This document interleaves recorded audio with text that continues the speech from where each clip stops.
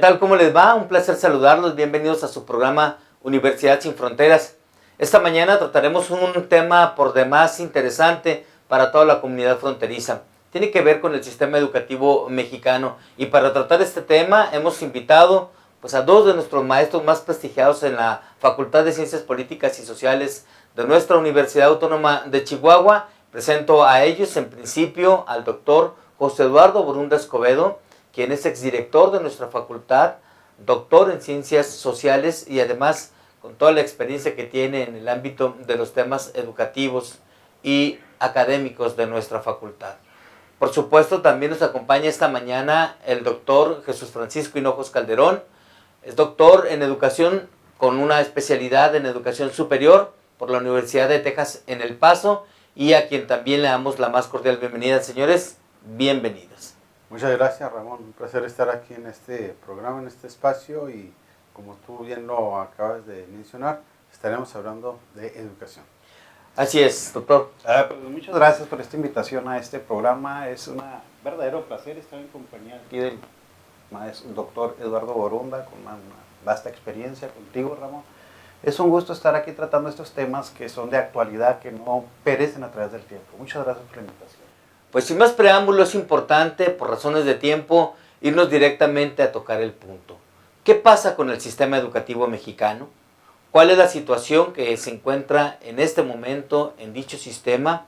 ¿Cuál es la perspectiva que ven nuestros invitados respecto al mismo? Esta es la pregunta con la que abrimos este tema de Universidad Sin Fronteras, y pues pregunto primero al doctor José Eduardo Borunda, ¿qué pasa en este sistema educativo mexicano? Yo creo que uno de los principales problemas que se tienen es el modelo educativo. Hemos transitado un cambio del modelo antiguo tradicional, donde el docente era el centro de la educación, era el que formaba a los jóvenes, era el que guiaba la educación.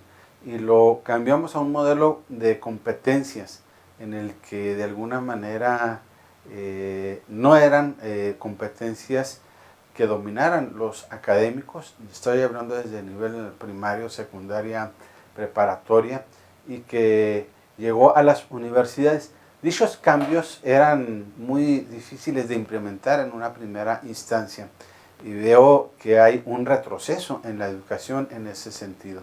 Es decir, cuando hablamos de un modelo educativo que no comprenden los docentes, es difícil de implementarlo. Yo creo que ahí está la primera de las rupturas. Doctor Jesús Francisco Hinojos, ¿cuál es su perspectiva, su visión que tiene del sistema educativo mexicano? Es decir, ¿hasta dónde hemos avanzado en México y qué cambios, buenos o malos, ha traído consigo la reforma educativa? Así llamada, aunque todos sabemos, se trata de una reforma de carácter administrativo, hasta este momento administrativo laboral, pero ¿cuál es su opinión al respecto? Bueno, mi opinión es, sería muy temerario afirmar que un solo evento va a tener el resultado de mejorar un sistema o un modelo educativo. La verdad es que trae algunos cambios positivos, muy pocos, y lo podemos constatar con los problemas que se dan sobre todo al sureste de nuestra república.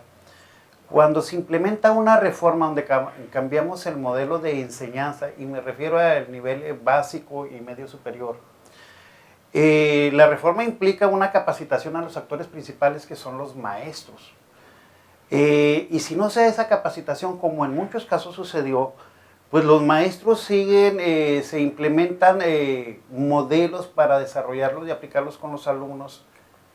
Pero los maestros, cuando cierran la puerta del salón, son las autoridades. Y ellos podrán implementar en su salón completamente las reformas a las que hace referencia el modelo, a aplicar solo algunas de las prácticas con sus alumnos, o bien no aplicar ninguna. Si no reciben capacitación, la creencia y la investigación arroja pues que siguen con prácticas en lo que se ha dado en llamar las prácticas tradicionales de la educación. Y bueno, si en esto vemos que parte de su formación fue muy parecido, pues están en una mezcla de enseñanza de un modelo tradicional y una reforma, como bien lo mencionó el doctor Borunda, basado en competencias. Entonces es muy complejo para los alumnos. Doctor Borunda, ahora sabemos que precisamente la llamada reforma educativa es la más importante para el gobierno del presidente Enrique Peña Nieto.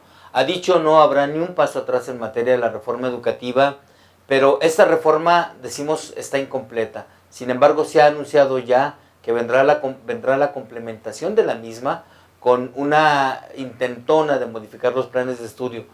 Estamos en el 5º año de gobierno de Peña Nieto. ¿Tendrá tiempo este gobierno para hacer esto?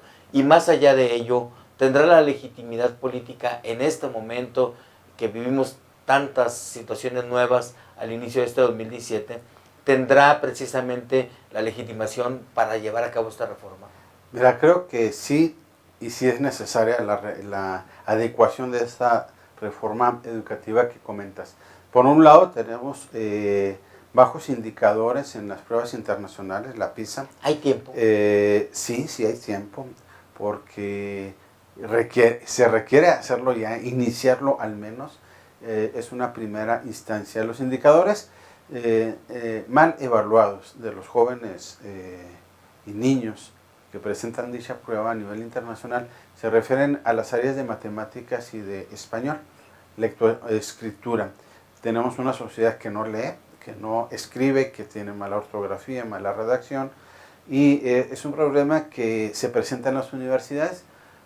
Nosotros lo vemos cuando egresan algunos universitarios con estas deficiencias en escritura y que de alguna manera pues no es responsabilidad de la universidad. Yo creo que una buena redacción, una buena escritura, incluso la manual, viene desde la primaria, es formativa desde esos niveles que básicamente se llaman de esa naturaleza, ¿no? Es decir, es educación media básica, donde se deben de aprender a leer, se debe de aprender a escribir bien. En el área de matemáticas creo que el problema va mucho más allá, porque los jóvenes huyen de las matemáticas y esto les impide tener un raciocinio deductivo. Implica cambios necesarios en la experiencia docente y directiva que tuve a nivel media básica superior, a nivel preparatoria. Veíamos que los jóvenes donde batallaban era precisamente en esas dos áreas que son modulares. Por ejemplo, si no eres bueno en matemáticas, te va a ir mal en biología, en química, porque no sabes sumar, no sabes multiplicar bien, no sabes hacer adecuaciones necesarias en ese aspecto. Si no sabes leer bien, te va a ir mal en historia, en sociología y todos esos aspectos, incluso hasta a nivel ético, porque no entiendes las lecturas que vienen en los textos académicos. Creo que sí es necesaria la adecuación del plan de desarrollo educativo. Hay que recordar que el Plan Nacional de Desarrollo en su tercer eje es un compromiso del Estado mexicano y del presente gobierno ofrecer educación de calidad. Y cuando hablamos de educación de calidad, pues tenemos que ver qué indicadores y qué categorías tenemos que cambiar para lograrlo. Muy interesante lo que nos dice el doctor Borunda. Vamos a hacer una pausa, no se vaya, está usted en Universidad Sin Fronteras, regresamos ya. ¿Has terminado tu licenciatura y quieres continuar con tu formación académica? Acércate. La Facultad de Ciencias Políticas y Sociales de la Universidad Autónoma de Chihuahua tiene un lugar para ti. Ven y conoce nuestros planes de estudio: Maestría en Comunicación, Maestría en Administración y Maestría en Administración Pública. No pierdas tiempo, infórmate y pregunta por nuestras promociones. Facultad de Ciencias Políticas y Sociales. Conocer, hacer, transformar. ¿Qué tal, amigos? Ya regresamos. Gracias por permanecer precisamente aquí en Universidad Sin Fronteras y continuamos con este tema que estamos tratando sobre la mesa, precisamente sobre el sistema educativo mexicano.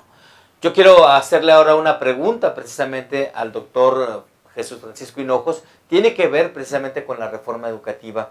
¿Qué tan importante es el que esta reforma que va a los contenidos de los distintos niveles educativos del país se haga? Esto con miras a fortalecer lo que es la educación superior, con la que ya estaremos platicando con usted un poco más adelante. ¿Qué tan importante entonces resulta esta reforma? Bueno, es fundamental una reforma en el sentido de que cuando los alumnos llegan a las instituciones de educación superior, si vienen mal formados, pues vamos a tener nosotros como actores universitarios problemas con aquellas personas que vienen con deficiencias, como bien lo mencionó el doctor Borunda, en redacción, en matemáticas, y esos son, vamos a decir, entre otras materias, partes fundamentales para su desarrollo personal y profesional. Si llegan con esas deficiencias y parte de la función es darles un conjunto de conocimientos, de habilidades, de herramientas y que los preparan para el ejercicio profesional y para la vida. Y si llegan con deficiencias, pues parte de la función de la universidad es que adquieran esos conocimientos a través de competencias, de habilidades del conocimiento, etc. Entonces, la reforma es fundamental para que esos alumnos lleguen verdaderamente con ese conjunto de conocimientos y les sirvan como antecedentes para un desarrollo más armónico dentro de la universidad y los prepare para la vida y para el ejercicio profesional. Bueno, hablando sobre esto, está en la mesa el doctor Eduardo Borunda. Él ya fue precisamente director de nuestra facultad. ¿Qué tan importante resulta, doctor Borunda, el hecho de que los alumnos vengan con un buen bagaje educativo, particularmente en lo que se refiere a matemáticas y español, sobre todo en una facultad de ciencias políticas donde lo importante es que el alumno tenga una buena lectura y una buena comprensión de la lectura y pueda también tener facilidad para expresarse oral y de manera escrita? Sí, mira, es muy importante ya que de alguna manera se desarrollan los conocimientos. Yo creo que el modelo tradicional estaba basado sobre el conocimiento. Entre más sabías, eras un mejor estudiante. La gran pregunta era, bueno, ¿y dónde estaban estos chicos y chicas, jóvenes universitarios, que eran los que se sacaban 10 en todas las materias con su mención honorífica y no los veías insertados en el mercado laboral? Esa era una pregunta, o sea, ¿qué es lo que pasaba? ¿Por qué esos conocimientos que tenían no los plasmaban en su desarrollo profesional? Esa era una pregunta que nos hacíamos, incluso de universitarios, de recién egresados, decíamos, ¿y de dónde vas a ir a trabajar? El nuevo modelo educativo, el de la Universidad Autónoma de Chihuahua, básicamente se centra en las habilidades y actitudes, es decir, ¿eres competente en qué? Si bien es cierto que es necesaria y es muy importante el conocimiento de las matemáticas, la lectoescritura, no es necesario hoy en el modelo educativo que sepas y te memorices las tablas de multiplicar. Lo que importa es que puedas desarrollar algoritmos matemáticos y los apliques a la ciencia y a la tecnología. Es importante tener una buena redacción, no es importante que te sepas las reglas de escritura, de acentuación, sino que las apliques, es decir, que tengas esa capacidad. Yo creo que esa es la gran diferencia que existen en los dos modelos, en el tradicional, basado nada más en el conocimiento, y el otro que se refiere precisamente a las competencias. Un ejemplo de esto, hay miles de usuarios que tienen computadoras en sus casas. Yo creo que estos usuarios tenemos una gran oportunidad cuando tenemos frente a una computadora para iniciar, que es nueva, y tenerla en la casa. Hay estudiantes, hay jóvenes que no necesitan ya el manual. El manual es para darle así, te describe paso por paso. Yo creo que la gran mayoría de nosotros no leemos un manual de un uso de una computadora, de una cámara fotográfica. Entonces esa es la gran diferencia. No queremos que leas un manual para instalar un software o aprender a manejar una cámara, sino que sepas cómo hacer funcionar esa computadora y esa cámara. Esa es la gran diferencia que yo observo en los dos modelos, y en el segundo es el que está aspirando el nuevo modelo educativo mexicano. En los siguientes 10 años, por otra parte, se espera que se den cambios vertiginosos en el mundo, no solamente en el ámbito académico, sino también en el ámbito precisamente de la actividad económica. ¿De qué manera puede influir estos cambios en la educación en el país para que tengamos también en el futuro inmediato mejores universidades, doctor Hinojosa? Bueno, pues en un mundo globalizado, donde la información transita de un estado a otro, donde realmente ya no hay fronteras del conocimiento, sino están vamos a decir, en los bytes que tienen las computadoras. De ahí el nombre del programa, Universidad Sin Fronteras. Entonces, desde luego que vamos a recibir un impacto porque de hecho estamos recibiendo influencias en términos de investigación, de resultados, de cambios que se están dando en Europa, que se dan en Asia, que se dan en el norte de México, en Estados Unidos, Canadá. Y si nosotros no actualizamos el manejo de la tecnología desde edad temprana de nuestros alumnos, pues se van a ir quedando rezagados. Aunado a esto, la industria cada vez está utiliza más tecnología. Ya las habilidades manuales, es decir, los trabajadores no calificados ya se están quedando obsoletos. Ya tienen que tener habilidades y conocimientos en el manejo de tecnologías aplicadas a los procesos de producción, de comunicación, de transporte. Y si nuestros alumnos no conocen estas herramientas, pues van a seguir como estamos en la actualidad aquí en México, la clase trabajadora con los salarios más bajos en Latinoamérica y pues probablemente de lo que es América y el mundo, excluyendo los países europeos. Bien, ante esta situación, pues cabría decir, doctor, que se esperan que en los siguientes 10 años la universidad pueda influir a través de la educación en el campo laboral. Doctor, usted dirigió esta facultad. ¿Qué capacidad de inserción laboral tienen los egresados de la misma? Si me permite, porque estamos entrando ya a lo que será el tema precisamente de la incidencia de nuestra facultad en el mercado aquí en Ciudad Juárez. Sí, mira, hay muchos indicadores. La categoría, por supuesto, son los egresados. Y dentro de esos indicadores de calidad que se mencionan es la inserción laboral. Hay por ahí varios instrumentos. Uno de ellos es básicamente el tiempo en que dura un egresado después de terminar sus estudios universitarios en insertarse en ese mercado laboral.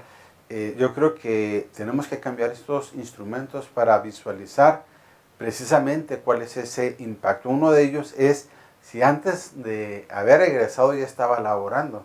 Es decir, tenemos estudiantes que trabajan y que estudian. ¿Qué le parece, doctor, si me permite interrumpirlo brevemente, que hagamos una pausa y al regreso nos diga qué porcentaje de ocupación tenemos de nuestros egresados de la facultad aquí en Ciudad Juárez?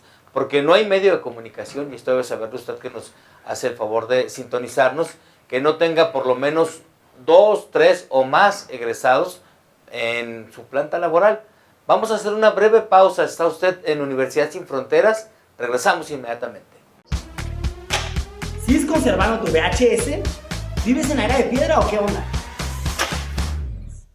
En la Universidad Autónoma de Chihuahua queremos que te actualices. Convierte tu VHS a DVD por solo 100 pesos. Ven al taller de televisión y nosotros se lo convertimos.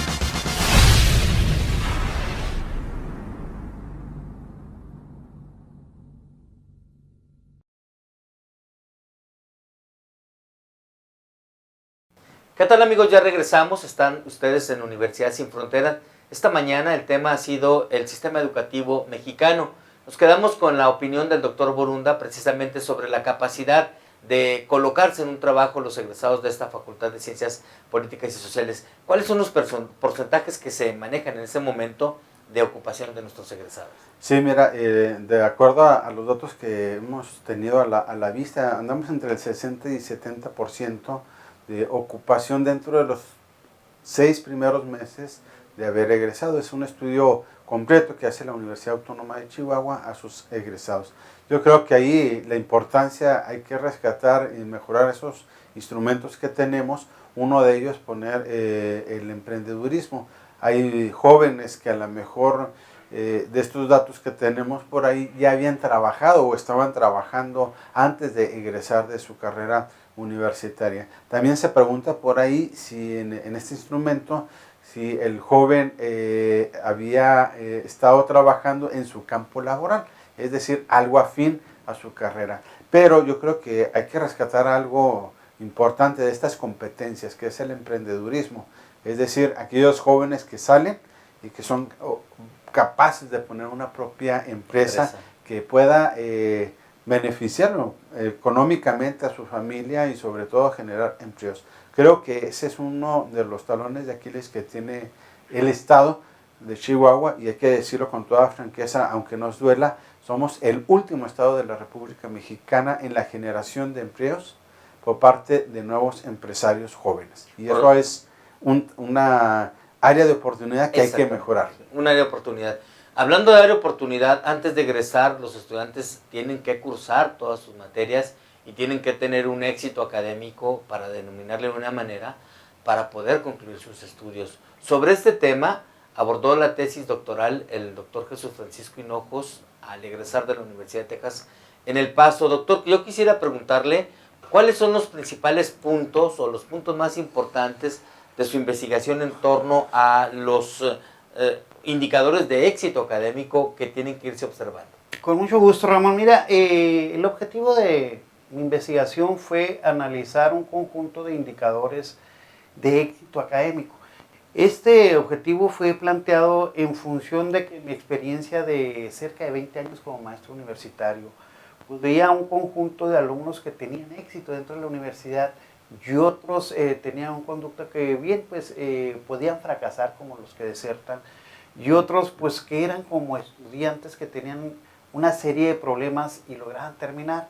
Podríamos estar hablando de estudiantes resilientes. Bueno, ese fue mi objetivo, y para analizar este conjunto de indicadores utilicé un modelo teórico donde analiza el estudiante en el contexto universitario analizando dos dimensiones. Este modelo fue escrito por Vicente Quinto en Estados Unidos en 1973, se llama el modelo de integración académica. Las instituciones, Ramón, las instituciones de educación superior, los alumnos se mueven en dos dimensiones, lo que es la dimensión académica propiamente y la dimensión social dentro del contexto universitario. Entonces, los alumnos se deben de integrar en estas dos dimensiones para continuar y terminar sus estudios una vez que ingresan. Los indicadores de éxito académico pues son las cosas que los alumnos hacen dentro de la universidad bajo este modelo teórico. Este modelo teórico utiliza las experiencias previas con las que llegan los estudiantes dentro de la universidad. Como es decir, el antecedente académico. El antecedente académico, su desempeño a nivel de educación media superior, lo que es la prepa.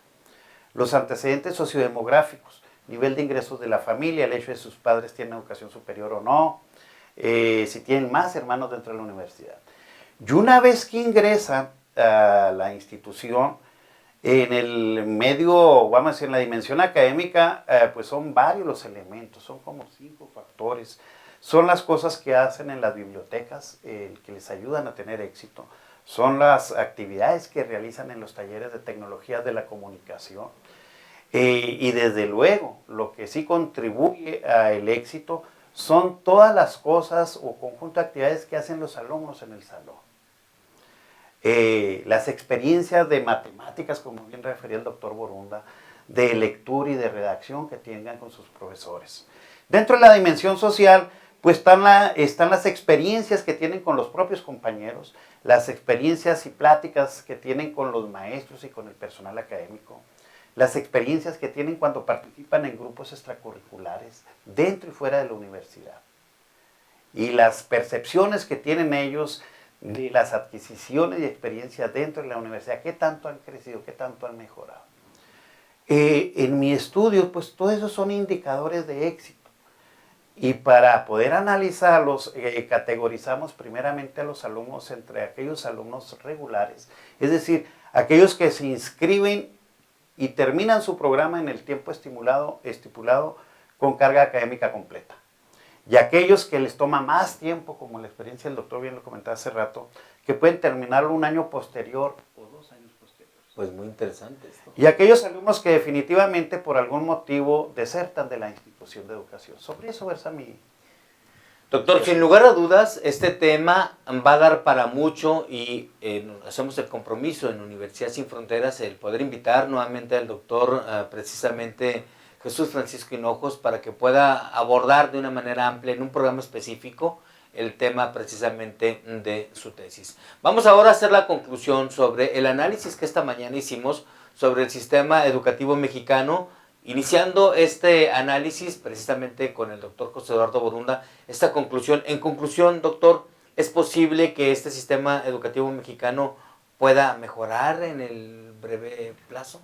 Tiene que iniciar un proceso de reestructuración y por supuesto tiene que reinventarse. Yo creo que el modelo educativo que se planteó está lleno de buenas intenciones, es una buena oportunidad de mejora, de innovación, pero creo que sí estuvo desfasado con la realidad mexicana. Es decir, estamos hablando incluso del modelo educativo, donde muchos profesores, cuando, si ustedes recuerdan, iniciaron con las mediatecas, allá con el gobierno de Vicente Fox, que empezaron a renunciar porque le tenían miedo a la tecnología. Así es. Yo te quiero comentar que en una experiencia personal, yo cuando estuve aquí en la universidad, inauguramos el centro de cómputo y muchos de nuestros compañeros de generación en aquellos años tenían miedo a la computadora y nos decían, no le muevas, no le piques, la vas a descomponer. ¿Te imaginas un joven universitario con esa mentalidad en los años 80? ¿Cómo estaría el problema con maestros que jamás se habían enfrentado a un equipo de tecnología? Que es algo que se ha mencionado aquí. Creo que sí es necesario adecuar el Plan Nacional de Desarrollo en su aspecto tercero, en su eje tercero sobre calidad educativa, para algo que sea sí factible de llevar a la realidad. Ese yo creo que sería el mayor de los aportes. Gracias, doctor, por sus aportaciones. Doctor Hinojos, ahora la pregunta para usted. ¿Cuál es su conclusión sobre el sistema educativo mexicano en este momento? Los cambios deben de venir acompañados con una dotación suficiente y amplia y permanente de recursos. Una reforma no es posible que se dé solo cambiando a ambientes de manera muy superficial. Si estamos hablando de una reforma estructural de modelo educativo, pues tiene que venir acompañada de recursos, de una dotación amplia de recursos tecnológicos. Y que no sea una simulación para que salgan en la televisión en el momento que entregan a una escuela cuando, pues, un buen equipo de laboratorio, y qué bueno, pero cuando vemos, por ejemplo, en las zonas densamente ocupadas, que las escuelas no tienen ni siquiera agua potable, baños higiénicos, donde pasan problemas graves los padres de familia para pagar la aportación para que la escuela esté en condiciones medio aceptables. Entonces, las reformas tienen que darse para mejorar, tiene que ser de fondo. Si la educación es gratuita como está contemplada en la Constitución, pues hacerla cumplir, y si no, hacer una reforma y que nos quede claro como ciudadanos que la adquisición del capital humano, es decir, hasta salir de la universidad, nos va a costar, bueno, pues que quede estipulada en la Constitución. Pero así como está, que ni es cierto, porque los padres sufren para pagar la educación primaria, la secundaria y la preparatoria y luego la universidad. ¿Dónde está la gratuidad? Entonces, la reforma tiene que ser acompañada de recursos económicos, recursos que en el mercado tienen un costo. Bien. No bastan las buenas intenciones. Bueno, pues ahí está la conclusión del doctor Jesús Francisco Hinojos. Toca ahora a usted hacer la conclusión más importante. En su casa, con su círculo de amigos, comente este asunto sobre el estado del sistema educativo mexicano. Nosotros nos vamos a despedir, no sin antes agradecer la presencia del doctor José Eduardo Borunda este día y por supuesto el doctor Jesús Francisco Hinojos. Gracias, maestros, por acompañarnos. Nosotros los invitamos para que nos sintonicen una vez más en este su programa Universidad Sin Fronteras.